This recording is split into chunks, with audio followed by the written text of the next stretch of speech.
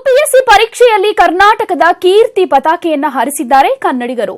ಯುಪಿಎಸ್ಸಿಯಲ್ಲಿ ಹುಬ್ಬಳ್ಳಿಯ ರಾಹುಲ್ ಸಂಕನೂರು 17ನೇ ರ್ಯಾಂಕ್ ಪಡೆದುಕೊಂಡಿದ್ದಾರೆ. ದಾವಣಗೆರೆಯ ಮಿರ್ಜಾ ಖಾದರ್ ಬೇಗ್ಗೆ ಐಎಎಸ್ನಲ್ಲಿ 336ನೇ ರ್ಯಾಂಕ್ ಬಂದಿದೆ.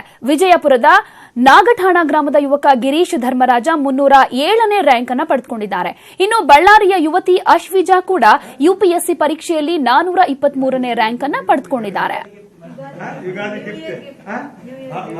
ಯುಪಿಎಸ್ಸಿ ಪರೀಕ್ಷೆಯಲ್ಲಿ ಕನ್ನಡಿಗರ ಸಾಧನೆ ಯಾವ ರೀತಿಯಾಗಿ ಇದೆ ಅನ್ನೋದನ್ನ ನಾವು ಹೇಳ್ತಾ ಇದ್ದೀವಿ. ಈಗಾಗಲೇ ಯಾರ್ಯಾರು ಟಾಪರ್ಸ್ ಅನ್ನೋ ಲಿಸ್ಟ್ ಅನ್ನ ಕೂಡ ನಿಮ್ಮ ನ್ಯೂಸ್ 18 ಕನ್ನಡ ಕೊಟ್ಟಿದೆ. 17ನೇ ರ್ಯಾಂಕ್ ಅನ್ನ ಪಡೆದುಕೊಂಡಿದ್ದಾರೆ ಹುಬ್ಬಳ್ಳಿಯ ರಾಹುಲ್ ಸಂಕನೂರು. ಇನ್ನು ದಾವಣಗೆರೆಯ ಮಿರ್ಜಾ ಖಾದರ್ ಬೇಗ್ಗೆ ಐಎಎಸ್ನಲ್ಲಿ 336ನೇ ರ್ಯಾಂಕ್ ಬಂದಿದೆ. ಇನ್ನು ವಿಜಯಪುರದ ನಾಗಠಾಣ ಗ್ರಾಮದ ಯುವಕ ಗಿರೀಶ್ ಧರ್ಮರಾಜ 307ನೇ ರ್ಯಾಂಕ್ ಅನ್ನು ಪಡೆದುಕೊಂಡಿದ್ದಾರೆ.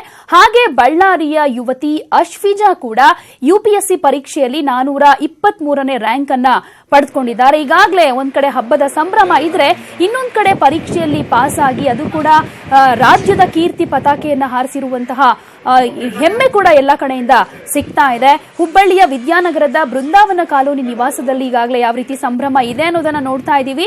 ಇಂಜಿನಿಯರಿಂಗ್ ಅನ್ನು ಮುಗಿಸಿ ಯುಪಿಎಸ್ಸಿ ಪರೀಕ್ಷೆಗೆ ರಾಹುಲ್ ಸಂಕನೂರ್ ಅವರು ಸಿದ್ಧತೆಯನ್ನ ಮಾಡಿಕೊಳ್ತಾ ಇದ್ರು. ಇನ್ನು 3ನೇ ಪ್ರಯತ್ನದಲ್ಲಿ ಅವರು 17ನೇ ರ್ಯಾಂಕ್ ಅನ್ನ ಪಡೆದುಕೊಂಡಿದ್ದಾರೆ. ಈ ಎಕ್ಸಾಮಿಗೆ ಡೆಡಿಕೇಟೆಡ್ ಆಗಿ ಒಂದು ವರ್ಷ ಓದಬೇಕಾಗುತ್ತೆ. ಜೊತೆಗೆ ಈ ಎಕ್ಸಾಮು ಒಂದು ವರ್ಷದ ಪ್ರಾಸೆಸ್ ಇದು. ಸೊ ಹಾಗಾಗಿ 2 ಇಯರ್ಸ್ ಎಲ್ಲ ಕ್ಯಾಂಡಿಡೇಟ್ ಕೂಡ ಅವರು 2 ವರ್ಷ ಹೋಗುತ್ತೆ. ಡೆಡಿಕೇಟೆಡ್ ಆಗಿ 3 hours to 4 hours ಡೈಲಿ ಓದಿದರೆ, ಕನ್ಸಿಸ್ಟೆಂಟ್ ಮತ್ತು ಹಾರ್ಡ್ ವರ್ಕ್ ನೇಚರಿಂದ ಎಲ್ಲ ಸಿಲೆಬಸ್ ಕಂಪ್ಲೀಟ್ ಮಾಡಿದರೆ ಎಲ್ಲರೂ ಈ ಥರ ರ್ಯಾಂಕ್ ತೆಗಿಬೋದು ಅಂತ ನಾನು ಹೇಳಕ್ಕೆ ಇಷ್ಟಪಡ್ತೀನಿ. ನಾನು ಇಂಜಿನಿಯರಿಂಗ್ ಆದಮೇಲೆ ಮಾಸ್ಟರ್ಸ್ ಮಾಡಿದೆ. ಸೊ ನನಗೆ ಜರ್ಮನಿಯಲ್ಲಿ ಜಾಬ್ ಕೂಡ ಸಿಗ್ತಿತ್ತು. ಬಟ್ ಆದರೆ ನಾನು ಈ ಥರ ನಾನು ಓದಬೇಕು ಅಂತ ಹೇಳಿದಾಗ ಅವ್ರು ಕೂಡ ಮೋಟಿವೇಶನ್ ಜಾಸ್ತಿ ಮಾಡಿದರು. ಸೊ ಅವರಿಂದಲೇ ನಾನು ಈಗ ಬಂದು ಮತ್ತೆ ಪ್ರಿಪ್ರೇಷನ್ ಮಾಡೋಕ್ಕೆ ಶುರು ಮಾಡಿದ್ದೀನಿ. ಮಾಡಾದ್ಮೇಲೆ ಫಸ್ಟ್ ಅಟೆಂಪ್ಟಲ್ಲಿ ನಂದು ಆಗಿರಲಿಲ್ಲ ಪ್ರಿಲಿಮ್ಸ್. ಸೊ ಸೆಕೆಂಡ್ ಅಟೆಂಪ್ಟಲ್ಲಿ 2018ರ UPSC ಸಿವಿಲ್ ಸರ್ವಿಸ್. ಇನ್ನು ಈ ವಿಚಾರವಾಗಿ ಮಾತನಾಡೋದಕ್ಕೆ ಈಗಾಗಲೇ ಅಶ್ವಿಜಾ ಅವರು ನೇರ ಸಂಪರ್ಕದಲ್ಲಿದ್ದಾರೆ ಬಳ್ಳಾರಿಯಿಂದ. ಅವರನ್ನ ಮಾತನಾಡ್ಸೋಣ.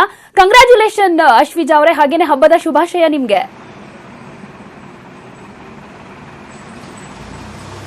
Thank you so much ma'am. ತುಂಬಾನೇ ಖುಷಿ ಆಗ್ತಾ ಇದೆ. ಈ ಯುಗಾದಿ ಹಬ್ಬ ಡಬಲ್ ಧಮಕ್ ಆಗಿದೆ ನಮ್ಮ ಮನೆಯಲ್ಲಿ. ಎಸ್, ಮಾತನಾಡಿಸ್ತೀನಿ ನಿಮ್ಮನ್ನ ಮತ್ತೆ. ಇನ್ನು ಹುಬ್ಬಳ್ಳಿಯಿಂದ ರಾಹುಲ್ ಸಂಕನೂರು ಕೂಡ ನೇರ ಸಂಪರ್ಕದಲ್ಲಿದ್ದಾರೆ. ನಮಸ್ತೆ ರಾಹುಲ್ ಅವರೇ, ಕಂಗ್ರಾಚ್ಯುಲೇಷನ್. ನಮಸ್ತೆ ಮ್ಯಾಮ್. ಮೊದಲನೇದಾಗಿ ಎಲ್ಲ ವೀಕ್ಷಕರಿಗೆ ಯುಗಾದಿ ಹಬ್ಬದ ಶುಭಾಶಯಗಳು. ದೇವರ ಆಶೀರ್ವಾದ ತುಂಬ ಖುಷಿ ಆಗ್ತಾ ಇದೆ, 17ನೇ ರ್ಯಾಂಕ್ ಬಂದಿದೆ ಅಂತ. ಖಂಡಿತ 17ನೇ ರ್ಯಾಂಕ್ ತಗೊಂಡು ಟಾಪರ್ಸ್ ಆಗಿದ್ದೀರಾ. ಹೇಗೆ ಅನ್ನಿಸ್ತಾ ಇದೆ? ಯಾವ ರೀತಿ ಫೀಲ್ ಮಾಡ್ತಾ ಇದ್ದೀರಾ?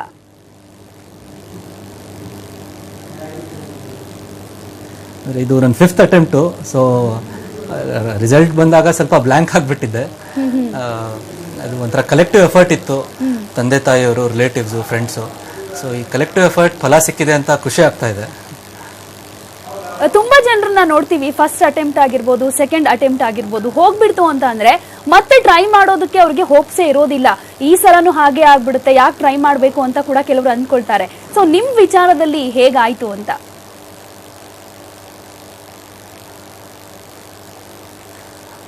ಅಂದರೆ ನಾನು ಎಲ್ಲ ಅಟೆಂಪ್ಟ್ಸ್ ಕೊಟ್ಟಾಗ ನಾನು ಎಲ್ಲಿ ತಪ್ಪು ಮಾಡ್ತಾ ಇದ್ದೆ ಅದನ್ನು ಅನಲೈಸ್ ಮಾಡ್ತಾ ಇದ್ದೆ.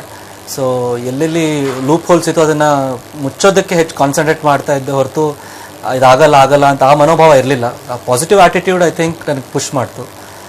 ಅದಲ್ಲದೆ ನಮ್ಮ ತಂದೆ ತಾಯಿಯವರ ಸಪೋರ್ಟ್ ಇರ್ಬೋದು, ನನ್ನ ಮಿತ್ರರ ಮತ್ತು ನನ್ನ ರಿಲೇಟಿವ್ಸ್ ಸಪೋರ್ಟ್ ಇರ್ಬೋದು, ಇದೆಲ್ಲ ನನಗೆ ಎಂಕರೇಜ್ಮೆಂಟ್ ಕೊಡ್ತು. ಸೊ ಆ ನೆಗೆಟಿವ್ ಅಪ್ರೋಚ್ ಆ್ಯಟಿಟ್ಯೂಡ್ ಇರಲಿಲ್ಲ ನನಗೆ. ಮತ್ತು ಅಲ್ಲದೆ ದೇಶ ಸೇವೆ, ಸಮಾಜ ಸೇವೆ ಮಾಡುವ ಗುರಿ ಇತ್ತಲ್ಲ, ಅದು it was driving me. So negative emotions ಇರಲಿಲ್ಲ ಹೆಚ್ಚು. ಓಕೆ. ಈಗ ಮನೇಲಿ ಯಾವ ರೀತಿ ಸಪೋರ್ಟ್ ಸಿಗ್ತಾ ಇತ್ತು ಅಂತ ಹೇಳಿದ್ರೆ, ಈಗ 5ನೇ ಅಟೆಂಪ್ಟ್ ಅಲ್ಲಿ ಇವಾಗ ಪಾಸ್ ಆಗಿರೋದು. ಇದಕ್ಕೂ ಹಿಂದೆ ಬಹಳಷ್ಟು ಬಾರಿ ಟ್ರೈ ಮಾಡಿದಾಗೆಲ್ಲ ಹೋಪ್ಸ್ ಕಳ್ಕೊಳ್ಳುವಂತ ಕೆಲಸ ಕೂಡ, ಆ ತರದೊಂದು ಸಿಚುವೇಶನ್ ಇರುತ್ತೆ. ಮನೆಯವ್ರು ಏನ್ ಹೇಳ್ತಾ ಇದ್ರು, ಯಾವ ರೀತಿ ಸಪೋರ್ಟ್ ಮಾಡ್ತಾ ಇದ್ರು ನಿಮ್ಗೆ?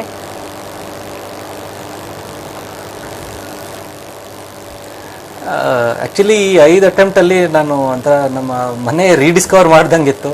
ಯಾಕಂದರೆ ನಮ್ಮ ತಂದೆ ತಾಯಿಯವ್ರು ಮುಂಚೆ ಓದು ಅಂತಿದ್ರು, ಈಗ ಸ್ವಲ್ಪ ಆರಾಮಾಗಿರು, ಹೆಚ್ಚು ಸ್ಟ್ರೆಸ್ ತೊಗೋಬೇಡ ಅಂತಿದ್ರು. ಯಾಕಂದರೆ ನಾನು ಮಾಡೋ ಎಫರ್ಟ್ ಅವರು ರೆಕಗ್ನೈಸ್ ಮಾಡಿ ಅಪ್ರಿಷಿಯೇಟ್ ಮಾಡ್ತಾಯಿದ್ರು. ಯಾವಾಗಲೂ ಸ್ಟ್ರೆಸ್ ಕೊಡಲಿಲ್ಲ. ಅದಲ್ಲದೆ ಕಂಪೇರ್ ಮಾಡ್ತಾ ಇರಲಿಲ್ಲ. ಐ ಥಿಂಕ್ ಕಂಪೇರ್ ಮಾಡಿದ್ರೆ ಸ್ವಲ್ಪ ಇಮೋಷ್ನಲಿ ನಾವು ಡೌನ್ ಆಗಿಬಿಡ್ತೀವಿ. ಸೊ ಯಾವಾಗಲೂ ನನಗೆ ಬೇರೆಯವ್ರ ಜೊತೆ ಕಂಪೇರ್ ಏನೂ ಮಾಡಿಲ್ಲ. ಆಗತ್ತೆ, ಹಾಗೇ ಆಗತ್ತೆ ಅನ್ನೋ ಆ ಪಾಸಿಟಿವ್ ಆ್ಯಟಿಟ್ಯೂಡ್ ಇತ್ತು. ಅದಲ್ಲದೆ ತಂದೆ ತಾಯಿ ಅಲ್ಲದೆ ನಮ್ಮ ಇಬ್ಬರು ಅಜ್ಜರು ತುಂಬ ನನಗೆ ಎಂಕರೇಜ್ ಮಾಡಿದ್ರು. ಐ ಥಿಂಕ್ ಅವರು ನನ್ನ ಸೋರ್ಸ್ ಆಫ್ ಸ್ಟ್ರೆಂತ್ ಅನ್ಬೋದು. ಒಬ್ಬರು 92 ವರ್ಷ, ಇನ್ನೊಬ್ಬರು 94 ವರ್ಷ. ಬಟ್ ಸ್ಟಿಲ್ ಅದೇ ಪಾಸಿಟಿವ್ ಎನರ್ಜಿ ಇದೆ ಆ್ಯಂಡ್ ದಟ್ ಕಾನ್ಫಿಡೆನ್ಸ್ ನಿನ್ನಲ್ಲಿ ಹಾಗೇ ಆಗುತ್ತೆ, ಮತ್ತು ನನಗಿಂತ ಹೆಚ್ಚು ಅವ್ರಿಗೆ ಛಲ ಇತ್ತು ನಿಂಗೆ ಹಾಗೇ ಆಗುತ್ತೆ ಅಂತ. ಸೊ ಆ ಮನೋಭಾವ I think as a family help ಮಾಡ್ತು ನನಗೆ. ಹಾಗೇನೆ ಈಗ ಹೇಳಿದ್ರಿ ನೀವೇ ಜಾಸ್ತಿ ಸ್ಟ್ರೆಸ್ ತಗೋಬೇಡ, ಅಷ್ಟೊಂದು ಜಾಸ್ತಿ ಓದೋದು ಬೇಡ, ಸ್ವಲ್ಪ ಆರಾಮಾಗಿರುವಂತ ಮನೆಯವರು ಹೇಳ್ತಾ ಇದ್ರು ಅಂತ. ಹಾಗಾದ್ರೆ ದಿನಕ್ಕೆ ಎಷ್ಟು ಹಾರು ಓದ್ತಾ ಇದ್ರಿ ನೀವು?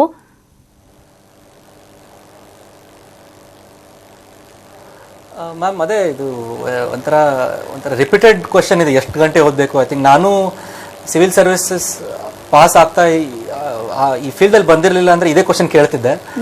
ಒಂದು ನಾವು ಅರ್ಥ ಮಾಡ್ಕೋಬೇಕು, ಇದು ಎಕ್ಸಾಮ್ ಒಂಥರ ಮ್ಯಾರಥಾನ್ ಥರ. ಸೊ ಪ್ಲ್ಯಾನ್ ಮಾಡಬೇಕು. ಸೊ ಮೋರ್ ದೆನ್ ಎಷ್ಟು ಗಂಟೆ ಓದ್ತೀವಿ, ಹೇಗೆ ಓದ್ತೀವಿ ಇಂಪಾರ್ಟೆಂಟ್. ಸೊ ನಾನು 8ರಿಂದ 11 ಗಂಟೆ ಓದ್ತಿದ್ದೆ. ಬಟ್ ನಾನು 2 ಗಂಟೆ ಸ್ಪ್ಲಿಟ್ ಮಾಡಿಕೊಂಡು ಅದ್ರ ಮಧ್ಯ ಆಟ ಇರ್ಬೋದು, ಫ್ರೆಂಡ್ ಜೊತೆ ಮಾತುಕತೆ ಇರ್ಬೋದು, ಅಥವಾ ಯೂಟ್ಯೂಬಲ್ಲಿ ಯಾವುದೋ ಒಂದು ವೀಡಿಯೋ ಇರ್ಬೋದು. ಸೊ ಆ ಥರ ಮಾಡಿದ್ರಿಂದ ನನಗೆ ಒಂಥರ ಎವ್ರಿ ಟೈಮ್ ಓದೋಕೆ ಕೂತ್ಕೊಂಡಿದ್ದಾಗ ರಿಫ್ರೆಶ್ಮೆಂಟ್ ಇರೋದು. So at least 8 to 11 productive hours ಓದಿದ್ರೆ ಅರ್ಥ ಮಾಡ್ಕೋವಾಗಿರ್ಬೋದು ಇರಬೇಕು, ಮತ್ತು ಹೆಚ್ಚು ಸ್ಟ್ರೆಸ್ ಆಗಬಾರ್ದು. So that next day continue ಆಗಬೇಕು. So that was my plan. So it was 8 to 11 productive hours, ಅದೇ ಹೇಳ್ಬೋದು. ಓಕೆ ಮತ್ತೆ ಮಾತನಾಡಿಸ್ತೀನಿ ರಾಹುಲ್ ನಿಮ್ಮನ್ನ. ಇನ್ನು ಅಶ್ವಿಜಾ, ಆಗ್ಲೇ ಹೇಳಿದ್ರಿ ಒಂದ್ ರೀತಿ ಡಬಲ್ ಧಮಾಕ ಅಂತ, ಯಾಕೆಂದ್ರೆ ಯುಗಾದಿ ಹಬ್ಬ ಕೂಡ ಇದೆ, ನೀವು ಕೂಡ ರ್ಯಾಂಕ್ ಬಂದಿದ್ದೀರಾ. ಸೊ ಈ ಖುಷಿಯನ್ನ ಮನೇಲಿ ಯಾವ ರೀತಿಯಾಗಿ ಸೆಲೆಬ್ರೇಟ್ ಮಾಡ್ತಾ ಇದ್ದೀರಾ?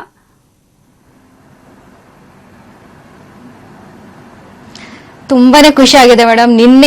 ನಿನ್ನೆ ಸಂಜೆ 7ವರೆಗೆ ನ್ಯೂಸ್ ಬಂತು. ಅವಾಗಿಂದ ಹಿಡಿದು ಇವಾಗವರೆಗೂ ತುಂಬಾ ಮನೇಲೆಲ್ಲ ರಿಲೇಟಿವ್ಸ್, ಫ್ರೆಂಡ್ಸ್, ಕಸಿನ್ಸ್ ತುಂಬಾನೇ ಸೆಲೆಬ್ರೇಷನ್ಸ್ ನಡೀತಾ ಇದೆ. ತಂದೆ ತಾಯಿಯೋ ತುಂಬಾನೇ ಖುಷಿ ಆಗಿದ್ದಾರೆ. ಅವ್ರ ಮುಖದಲ್ಲಿ ಆ ಖುಷಿಯನ್ನ ನೋಡಕ್ ಎಷ್ಟು ದಿನದಿಂದ ನಾನು ಆಸೆ ಪಡ್ತಾ ಇದ್ದೆ. ಇವತ್ತು ಅದು ನೆರವೇರಿತ್ತು. ಮನೆಯಲ್ಲಿ ಯಾವ ರೀತಿ ಸಪೋರ್ಟ್ ಸಿಗ್ತಾ ಇತ್ತು ನಿಮ್ಗೆ?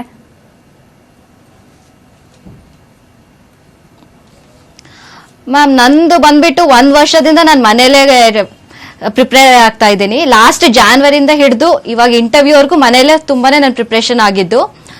ಸೊ ಒಂದು ಎನ್ವೈರನ್ಮೆಂಟ್ ಕ್ರಿಯೇಟ್ ಮಾಡಿದ್ದಾರೆ ಇವ್ರು ನನ್ನ ಪೇರೆಂಟ್ಸ್. ನಂಗೊಂದು ಕಾಮ್ ಆಗಿರೋ ಒಂದು ಪ್ಲೇಸ್, ರೂಮ್ ಆದ್ರೂ ಇಲ್ಲಾಂದ್ರೆ ಏನಾದ್ರೂ ಡಿಸ್ಕಷನ್ಸ್ ಅಥವಾ ಏನಾದ್ರೂ ನಡೀತಾ ಇದ್ರೆ ಮೋಸ್ಟ್ ಆಫ್ ದ ಟೈಮ್ಸ್ ಬೇರೆ ಕಡೆ ಹೋಗಿ ಡಿಸ್ಕಸ್ ಮಾಡೋದು. ಅದಲ್ಲದೆ ಪ್ರೊಫೆಸರ್ಸ್ ಹತ್ರ ಕರ್ಕೊಂಡು ಹೋಗೋದು. ನಂಗೆ ಏನ್ ಇನ್ಫಾರ್ಮೇಶನ್ ಬೇಕಂದ್ರೂ ಆ ರಿಸೋರ್ಸ್ ಪರ್ಸನ್ಸ್ ಹತ್ರನೇ ಕರ್ಕೊಂಡು ಹೋಗಿಲ್ಲ ಅಂದ್ರೆ ಅವ್ರ ಫೋನ್ ನಂಬರ್ಸ್ ತಗೊಂಡು, ಅದೇ ರೀತಿ ಮೇನ್ಸ್ ಮುಗ್ದಿದ ತಕ್ಷಣ ಇಂಟರ್ವ್ಯೂಗೋಸ್ಕರ ಎಷ್ಟೋ ಜನ IAS ಆಫೀಸರ್ಸ್ನ, IPS ಆಫೀಸರ್ಸ್ನ ಮೀಟ್ ಆಗಿದ್ದೀವಿ. ಇಲ್ಲೇ Ballari IAS officers, IPS officers, ಹಾಗೆ ನಮ್ಮ ಡ್ಯಾಡಿ ರಾಯಚೂರು ಡಿಸ್ಟ್ರಿಕ್ಟ್ ಅಲ್ಲಿ ಕೆಲಸ ಮಾಡ್ತಾರೆ, ಅಲ್ಲಿನೂ ಸಹ ಎಲ್ಲರೂ ಮೀಟ್ ಆಗಿದ್ದೀವಿ. ಸೊ ಈ ರೀತಿಯಾಗಿ ತುಂಬಾನೇ ಸಪೋರ್ಟ್ ಸಿಕ್ಕಿದೆ ಮ್ಯಾಮ್. ಓಕೆ, ಇನ್ನು ಸ್ಟಡೀಸ್ ಟೈಮ್ ಅಲ್ಲಿ ಇವಾಗ ಅಶ್ವಿಜಾ ಅವರೇ, ತುಂಬಾ ಮಂದಿ ಕೆಲವರು ಹೇಳ್ತಾರೆ ತುಂಬಾ ಓದ್ಬೇಕು, ಯಾವಾಗ್ಲೂ ಓದ್ತಾನೆ ಇರ್ಬೇಕು ಅಂತ ಕೆಲವರು ಹೇಳ್ತಾರೆ. ಇನ್ ಕೆಲವರು ಓದೋದಕ್ಕೆ ಇಷ್ಟು ಸಮಯ ಅಂತ ಮೀಸಲಿಡ್ತಾರೆ. ನೀವು ಒಂದು ದಿನದಲ್ಲಿ ಓದೋದಕ್ಕಾಗಿನೇ ಯಾವ ರೀತಿ ಸಮಯ ನಿಗದಿಪಡಿಸ್ಕೊಂಡಿದ್ರಿ ಅಂತ?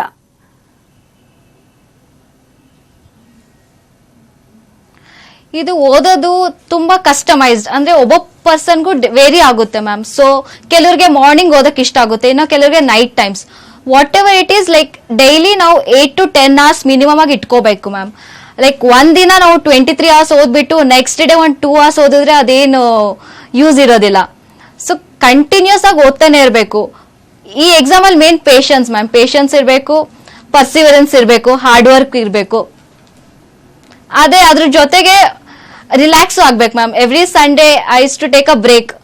ಒಂದು ಮೂವಿಗೆ ಹೋಗೋದಾಗ್ಲಿ ಇಲ್ಲಾಂದ್ರೆ ಫ್ರೆಂಡ್ಸ್ ಜೊತೆ ಹೊರಗಡೆ ಹೋಗೋದು. ಸೊ 1 day ಫುಲ್ ಕಂಪ್ಲೀಟ್ ಆಗಿ ಬ್ರೇಕ್ ತಗೋಬೇಕು ಮ್ಯಾಮ್. ಓಕೆ, ಅಂದ್ರೆ 1 day ಪೂರ್ತಿ ಕಂಪ್ಲೀಟ್ ಆಗಿ ನೀವು ಬ್ರೇಕ್ ತಗೊಂಡು ಬೇರೆ ತರ ಒಂದ್ ರೀತಿ ಎಂಟರ್ಟೈನ್ಮೆಂಟ್ ಎಲ್ಲೆಲ್ಲಿ ಸಿಗುತ್ತೆ ಅದನ್ನ ತಗೊಳ್ತಾ ಇದ್ರಿ. ಯಾಕಂದ್ರೆ ಕೆಲವರು ಓದೋದಿದ್ರೆ ಬೇರೆ ಕಡೆ ಗಮನ ಹೋಗುತ್ತೆ, ಅದ್ ಯಾವ್ದೋ ಕಡೆ ಗಮನ ಹೋಗ್ಬಾರ್ದು, ಅಂದ್ರೆ ನಾವು ಓದೋದಕ್ಕೇನೆ ಡೆಡಿಕೇಶನ್ ಆಗಿರ್ಬೇಕು ಅಂತ ಕೂಡ ಹೇಳ್ತಾರೆ. ಬಟ್ ನೀವ್ ಹಾಗಿರ್ಲಿಲ್ಲ.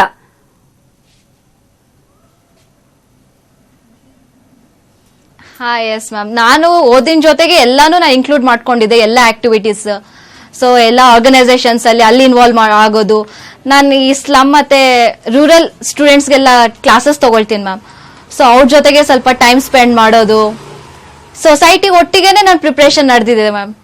ಒಂದು ರೂಮಲ್ಲಿ ಒಂದು 4 ಗೋಡೆಗಳ ಮಧ್ಯೆ ಹೇಳೋದ್ಕಿಂತ ಬದಲಾಗಿ ಸೊಸೈಟಿ ಜನರ ಮಧ್ಯೆ ನನ್ನ ಪ್ರಿಪ್ರೇಷನ್ ನಡೆದಿದೆ ma'am. Okay, thank you so much Ashwija ಅವರೇ. ಥ್ಯಾಂಕ್ ಯು ರಾಹುಲ್ ಅವರೇ. ಆಲ್ ದಿ ಬೆಸ್ಟ್ ಹೇಳ್ತಾ ನಿಮ್ ಜೊತೆ ಮಾತಾಡಿದಕ್ಕೆ ನಮಗೂ ಕೂಡ ತುಂಬಾ ಖುಷಿ ಸಿಗ್ತು. ಯಾಕಂದ್ರೆ ತುಂಬಾ ಪೇಷನ್ಸ್ ಇದ್ರೇನೆ ಸಾಧನೆ ಮಾಡೋದಕ್ಕೆ ಸಾಧ್ಯ ಅಂತ ಹೇಳಿದಿರಾ. Thanks again.